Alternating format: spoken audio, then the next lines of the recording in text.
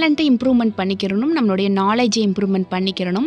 So நம்ம ரொம்ப குண்டா இருக்கோம் அப்படின்னா, நம்ம நல்லா ஸ்லிம் ஆகுறதுக்கும், ஃபிட் ஆகுறதுக்கும் என்ன பண்ணணுமோ அந்த விஷயங்கள பண்ணி, நம்மளுடைய பாடிய வந்து எப்பவுமே ஃபிட் அண்ட் ஸ்லிம்மா வச்சுக்கிறணும். அண்ட் நம்மளுடைய மைண்ட் செட்டை எப்பவுமே பீஸ்ஃபுல்லா அண்ட் நல்லா அப்டேட்டா வச்சுக்கிறணும் அப்படின்னா, நெறைய புக்ஸ் வந்து படிச்சுக்கோங்க. இந்த மாதிரி பவர் ஆஃப் பாசிட்டிவ் எனர்ஜி அப்படின்ற புக்ஸ் நீங்க வாங்கி தமிழ்ல படிக்கும்போது, நெறைய உங்களுக்கு பாசிட்டிவ் எனர்ஜி கிடைக்கும். அண்ட் நம்மளுடைய வாழ்க்கையில முன்னேற்றத்திற்கு என்ன பண்ணலாம் அப்படின்ற ஒரு ஐடியாவும் நமக்கு கிடைக்கும். ஸோ இந்த மாதிரி புது புது விஷயங்கள் நம்ம வாழ்க்கையில் பண்ணும்போது சரி, நிறைய விஷயங்களை நம்ம வாழ்க்கையில் இம்ப்ளிமெண்ட் பண்ணும்போதும் கண்டிப்பாக முன்னேற்றம் கிடைக்கும். அண்ட் மதிப்பு ஆட்டோமேட்டிக்காக நமக்கு கிடைச்சிக்கிட்டே இருக்கும்.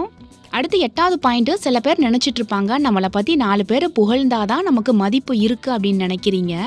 அந்த புகழ்ச்சி உண்மையான புகழ்ச்சியாக இருக்கணும். சில பேர் பார்த்தீங்கன்னா உங்களை காலவாரி விடணுன்றதுக்காகவே பொய்யா புகழ்வாங்க. அப்படி நம்மளை பொய்யா புகழ்கிறவங்க கிட்டே இருந்து நம்ம கண்டிப்பாக